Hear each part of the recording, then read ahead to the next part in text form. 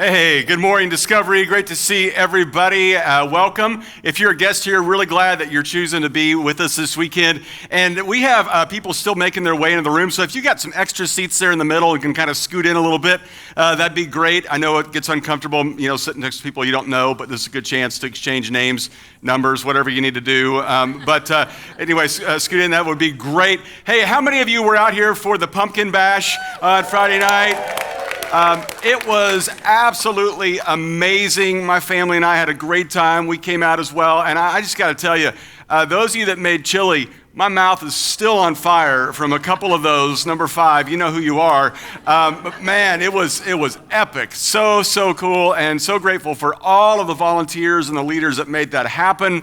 What a great outreach to our community. And we're just looking forward to more and more of those kind of events and more opportunities for that. I've already heard some of you talking about next year and what you're going to do for your trunk or treat and all of that. And listen, it's never too soon to start planning for that, okay? So go ahead and get on that, and we're going to do that again. It'll be even better. So thank you so much for everybody who made that happen.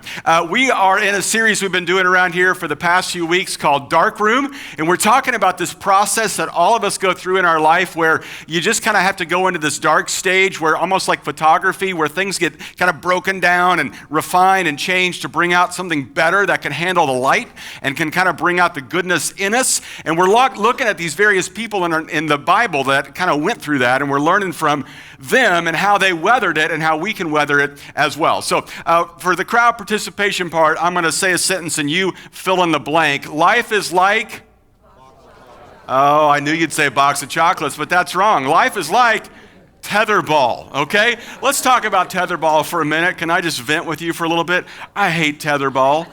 I've just never understood this game, and I think it's because early in my life, I played tetherball with kids that were older than me. And that's a good way to get a black eye or teeth knocked out or get, an imprint of this on your face. Because I had a kid in the neighborhood who was about 5 years older than me who had a tetherball pole in his backyard. Who does that? Okay, that's ridiculous.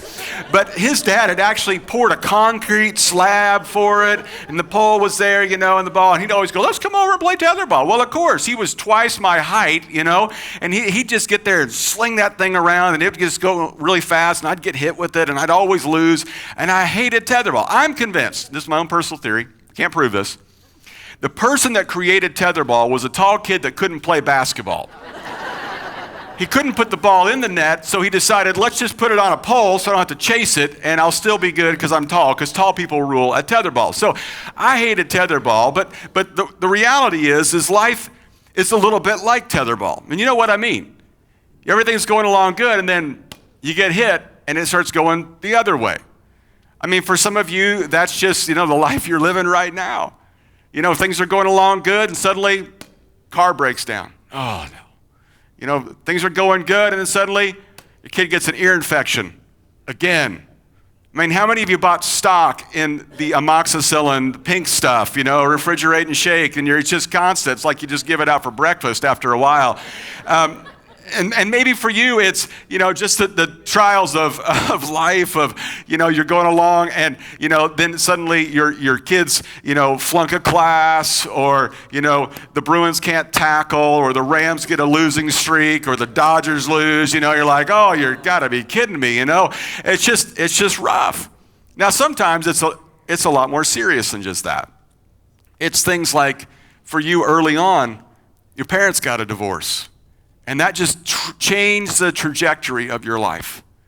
Or maybe for you, it was you didn't get into the college that you wanted to. Maybe for you, it was you got into the college, but now there's no jobs.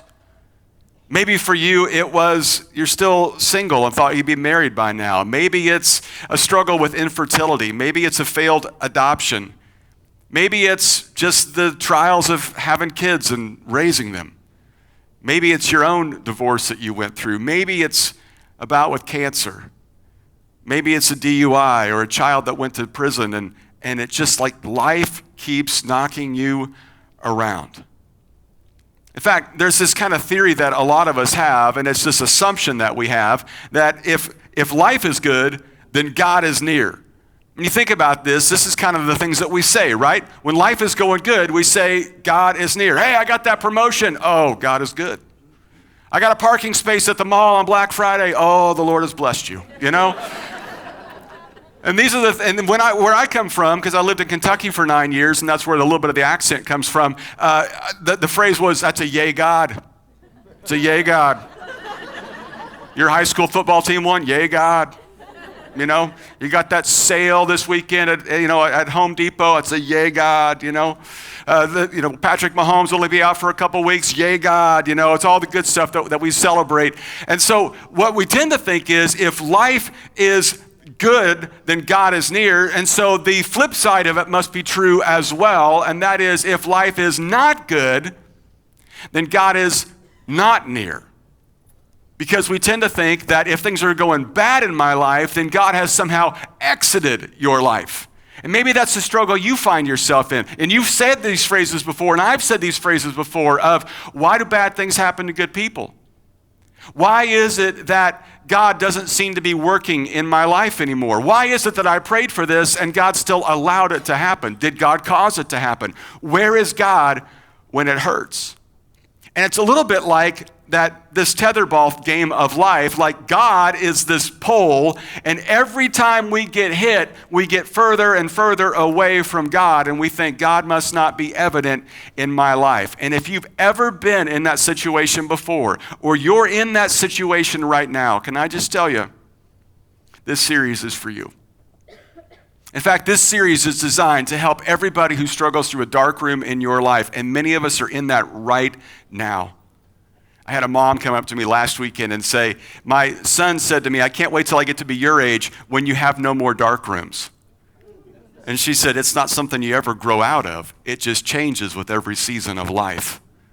And it looks different when you're in your 20s, and it looks different when you're in your 30s, and it looks different when you're in your 40s. But the reality is, you're either in a dark room or you're headed towards one. So what do you do when you're in one?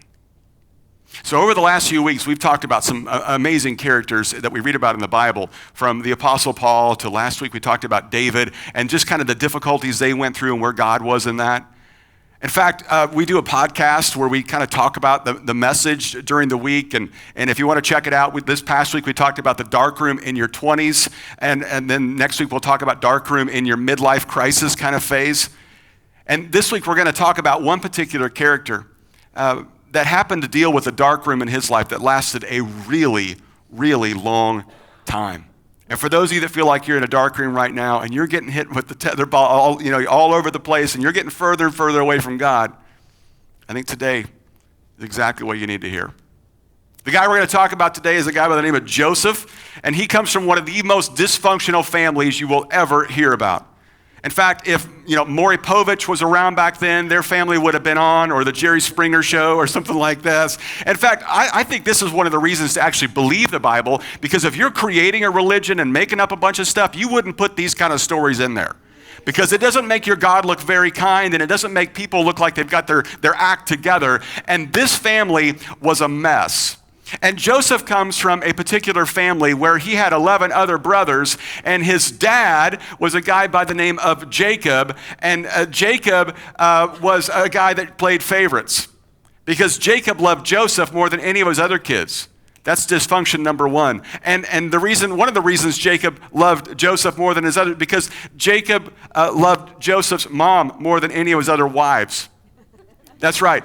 Joseph had multiple wives, 4 wives, and this wasn't even Utah, all right? This is Middle East, all right? And so he's got these multiple wives. This means Joseph grew up with a mom and 3 angry stepmoms. That's what he had going on. And to top it all off, this really bad reality show, we see a little bit of arrogance and we see a little bit of favoritism going on. Take a look at what we read about in the Old Testament. Jacob loved Joseph more than any of his other children, because Joseph had been born to him in his old age. And so one day, Jacob had a special gift made for Joseph, a beautiful robe. His brothers hated Joseph because their father loved him more than the rest of them, and they couldn't even say a kind word to him. One night, Joseph had a dream, and when he told his brothers about it, they hated him even more. So here's what's kind of going on. You've got Jacob, who's not a great dad because he's showing favoritism. And then you got Joseph, who's just lapping it up and thinks this is the way things should be and becomes a little bit arrogant in the whole process. And through this, Jacob decides to have, now catch this, he had a coat made for his son. Not, oh, we happened to be walking through the mall one day and I saw it and it fit and there was a sale, so I got it for him. You can kind of explain that to the 11 other brothers. But this is, no. I went out and found somebody who could make that coat for my son, and here it is. And maybe you've heard about this. Maybe even if you've never been to church before, you've heard the phrase, this Joseph and the coat of many colors. I think Dolly Parton sang a song about this, coat of many colors or whatever. And then you've got the whole Joseph and the amazing Technicolor dream coat that was big back in the 70s. And I'm not even sure what that has to do with this, but this guy gets his coat and it's amazing and his other brothers are jealous. But that's not where it ends.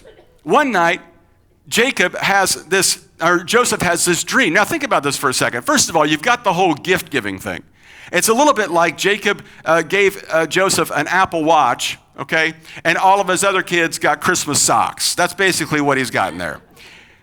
But then one night, Joseph has this dream. And this dream is that all of his brothers are bowing down to him. If you have that dream, don't you keep that to yourself? Not Joseph. He wakes up and comes out with a cup of coffee and says, guys, I had an interesting dream last night. You all were bowing down to me. And that didn't go over so well. And so the brothers one day decide, we are so sick of this kid. He's got the fancy leather jacket. He's got this dream he won't shut up about. And so one day while they're all out in the field, when they're all out just taking care of all the land and all the cattle and everything, they decide, I'll tell you what, let's get rid of that kid.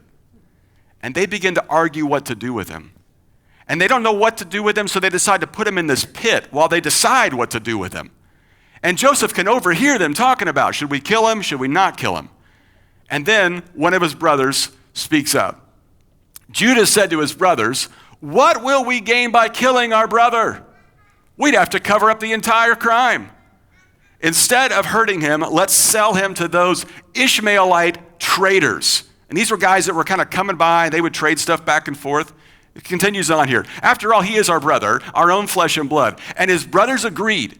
So when the Ishmaelites, who were the Midianite traders, came by Joseph's brothers, pulled him out of the cistern and sold him to them for 20 pieces of silver. Now this is interesting. If you look in the Hebrew, this is where Trader Joe's comes from. Traders and Joseph. Thank you very much. I'll be here all week, all right? And the traders took him to Egypt. All right, now, here's the scene. I mean, he's sitting over there while his brothers are trying to decide what are we going to do with him. Should we kill him? Should we not? We'll sell him, and they sell him into slavery. And then they decide, what do? We got to tell Dad about it. And so they decide, I'll tell you what, let's take that fancy coat of his, and we'll dip it in some animal blood, and we'll take it back to Dad and say, I don't know what happened, but it looks like a wild animal killed your favorite son. And his dad is heartbroken. His dad is devastated that Joseph is dead. Well, Joseph is taken into Egypt, and Joseph is then sold into slavery. Take a look at what happens to Joseph. Joseph was taken to Egypt by these Ishmaelite traders, and he was purchased by Potiphar, an Egyptian officer. Now catch this. Not just any Egyptian officer. He was the captain of the guard for Pharaoh, the king of Egypt. If you think your boss is bad, this is the chief executioner in Egypt. Joseph has gone from being the favored son in a well-to-do household with a brand new coat into being sold into slavery and now working for Dr. Death. That's his plot in life. And you got to be wondering, where's God? Because God gave him this dream years ago that he would be in a position of power and he would have a great future. And now suddenly he is a slave to an executioner. Look how it continues. The Lord was with Joseph. Now just stop right there for a second. Don't we tend to think that if things are going good in our life, that means that the Lord is with us? And conversely, don't we think if things are going bad in our life, then the Lord is not with us? Things aren't going all that well in Joseph's life, and yet it says the Lord was with him. And look what happens. Joseph works hard, and he succeeds in everything he did as he served in the home of his Egyptian master. Now, I would think that if it were me, and I were to assume that the Lord is with me, it would be because I got out of slavery, because I got out of this difficult job situation, because I got a better job somewhere else. But yet Joseph decides to make the most of it where he is, and the Lord is with him. But then things begin to take a turn, and I mean like Bachelor in Paradise kind of a turn. Don't ask me how I know that. So Potiphar gave Joseph complete administrative responsibility over everything he owned. And with Joseph there, he didn't worry about a thing except what kind of food to eat. It's a pretty good gig, right? Joseph was a very handsome and well-built young man, and Potiphar's wife soon began to look at him lustfully. "Come and sleep with me," she demanded. Now, this is the PG version of this. Because in the original language, the Hebrew words used here, this is graphic and crass and aggressive from this woman. And we have to believe, because of Potiphar's position, that this woman is very attractive herself. This is his trophy wife. And with Potiphar gone all the time, she's looking at Joseph in the house, and she begins to think, that guy's pretty attractive. And she says, "I want you to come and be with me." Take a look at what happens. Joseph refused. Look, he told her, "My master trusts me with everything in his entire household. No one here has more authority than I do. And he has held back nothing from me except you, because you're his wife. How could I do such a wicked thing?" And then look what he says next. "It would be," what? "Against my religion? No. I'm saving myself for marriage? No. He would probably kill me? No. It would be a sin against God." She kept putting pressure on Joseph day after day, but he refused to sleep with her, and he kept out of her way as much as possible. Now, I want you to notice something here. This is so huge, because what happens to many of us when we are disappointed with God, we think it gives us license to disobey God. Joseph lost everything. And if there's anybody who could reason with himself and think, you know what, I deserve a little fun. You know what, God's not taking care of me, I'll take care of me. You know what, I'm going to meet my needs. It was Joseph, but he didn't do it. Can I just talk to some of you who are single right now and you are thinking, you know what, I thought I'd be married by now. Or maybe you're single again and you thought, you know what, they did me wrong, I'm going to do me right. For those of you that are drifting towards disobedience because of disappointment with God, can I just tell you, it never takes you where you want to go. For those of you who are single right now and you started off with this long list of all the prerequisites you wanted in your future spouse, and the longer you're single, that list gets shorter and shorter and shorter till you get down to, does he have a pulse? That's all I need to know. That's what it is. And you're struggling with the culture in which we live that says just have a good time, just swipe to the right, just enjoy yourself. A study was done recently where they asked Christian singles, what's the biggest temptation that you face? And 90% said sexual temptation. The other 10% apparently struggle with lying. All right, but there's the struggle, you know what I'm talking about? There's a struggle where you think, God has not brought me Mr. Wonderful, so I'll go out and just find it on my own. I'll meet my needs. And disappointment with God doesn't always mean you should have disobedience with God. And for those of you that are married, and you're thinking, you know what, this is not what I thought it would be, and everything else looks a lot more appealing, and you're thinking, I'm not getting my needs met at home, then I need to go elsewhere. Once again, disappointment doesn't mean license for disobedience. And Joseph, in the darkest of situation, decides, I'm not going to do it. Regardless of how disappointed I am with my situation, I'm not going to do it because I'm not going to sin against God. So here's what happens. He continues to resist her until one day she won't take no for an answer. And she reaches out to grab him, and he runs away.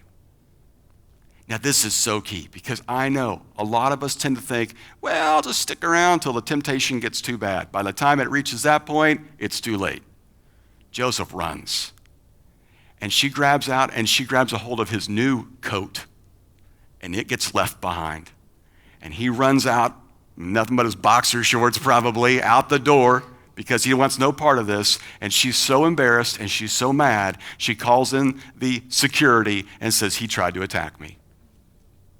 Potiphar then finds out and has Joseph thrown into prison. Now think about this for a second. We read about in the Bible people that do the wrong thing and face the consequence, but Joseph does the right thing and still seems to face a consequence. Does that mean God isn't near? Joseph is in prison for 10 years. 10 years. He's gone a long way from favored from his father to a beautiful coat, sold into slavery, favored by his master, and a new coat, runs out of the coat, finds himself in prison, and it just seems like this is so far from God. Look what happens. So he took Joseph and threw him into prison where the king's prisoners were held, and there he remained. But here it is again, friends. But the Lord was with Joseph. Now I'm thinking, if the Lord is with me, I want to be out of prison. If the Lord is with me, I want to be heard that I am innocent in this matter. In fact, there's a theory that even Potiphar knows he's innocent because he could have had him killed. But he just throws him into prison. And here he is stuck with nobody pleading his case, nobody listening to him. But the Lord was with him in prison and showed him his faithful love. And the Lord made Joseph a favorite with the prison warden. Here again, I don't want to be a favorite with the prison warden. I just want to be out of prison. And this might be where you are in your job right now. You think, I don't want to be a favorite in this job. I hate this job. I hate this boss. I hate these people I work with. But the Lord is with you. You might think that the career that you have right now in life is not at all what you once dreamed or what you thought God was going to do in your life or where did you want to be. But the Lord was with him, and the Lord is with you. And Joseph, just like he did at Potiphar's house, does so even in prison. He just works hard. And look how it continues. Before long, the warden put Joseph in charge of all the other prisoners and over everything that happened in the prison. And the warden had no more worries because Joseph took care of everything.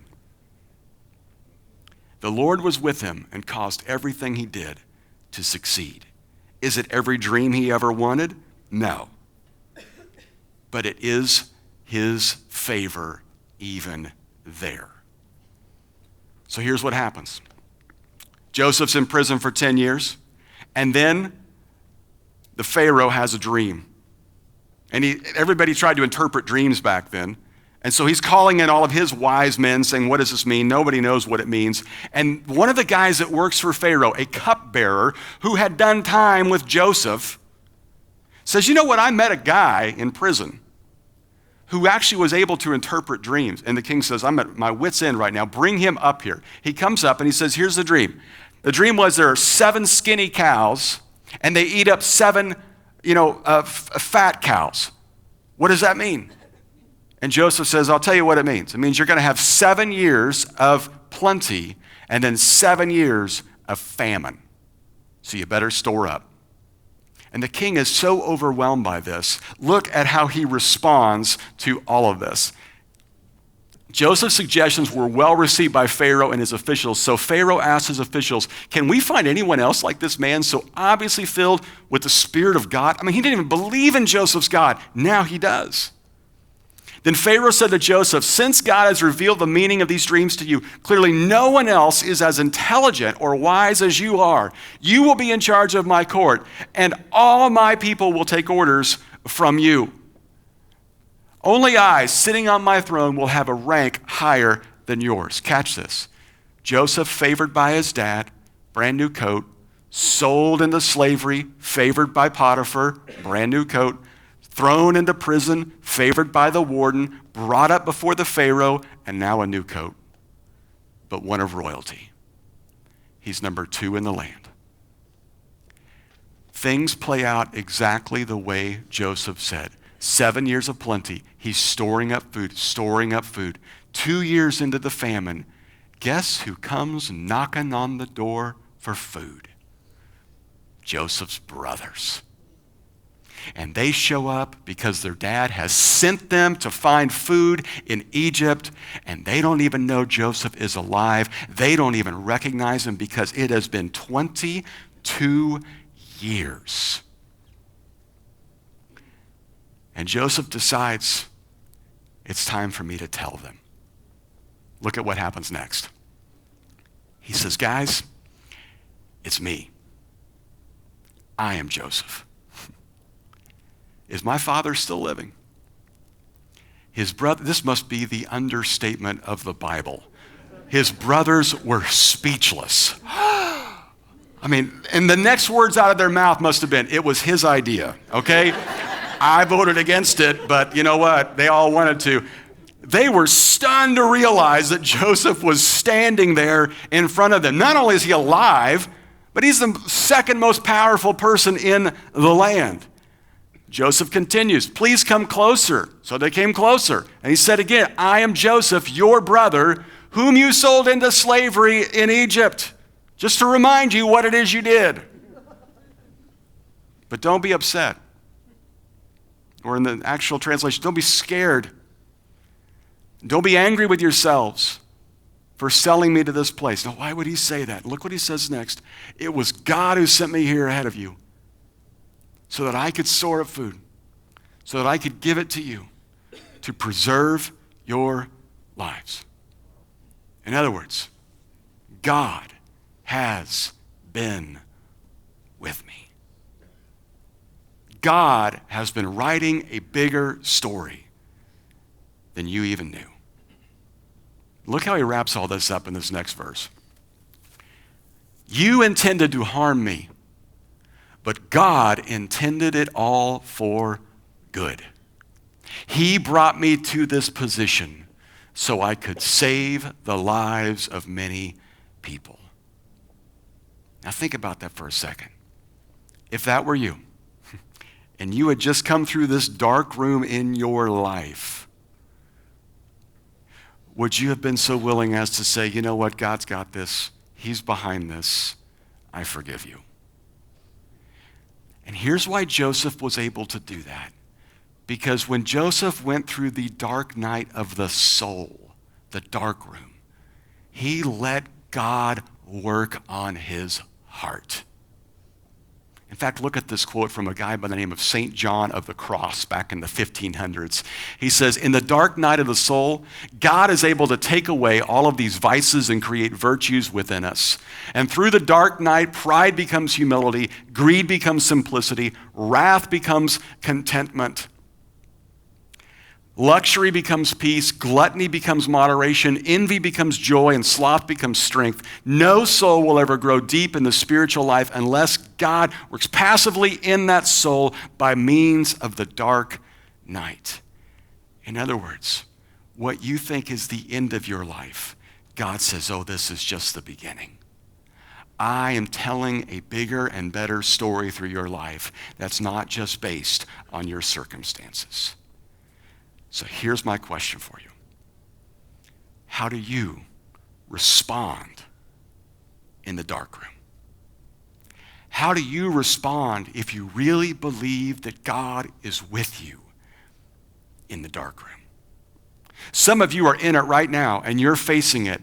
And with every hit of this tetherball, you're thinking, I don't know if I can do this anymore. I don't know if I can take this anymore. How do you respond? Do you say, you know what? God's got this. Do you know what? I'm going to follow with obedience even though he's disappointed me. You know what? The Lord is with me. He can mend all things. He can redeem all things. He can fix all things. Or do you do what most of us do? We simply decide, I've had enough of this. And we untether ourselves from God. And we say, I'm going to do this on my own. This is why some of you right now feel like you have no grounding in your life.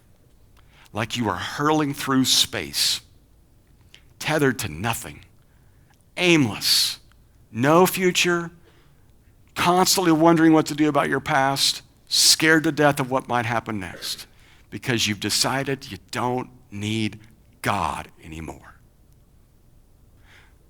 But what Joseph did is he said, you know what? I'm going to let every hit that happens in my life just take me closer and closer and closer and closer to God. And he saw that the Lord was with him. How do you respond if you really believed that God was with you in your dark room? On your way in, you were given a piece of paper. And we want to give you a chance here in just a moment when we take communion to not just take communion, but to write down the dark room that maybe you're going through right now, or maybe you've been through in your past, and to think about and maybe write down, where is God with you in that? And how should you respond because he's there?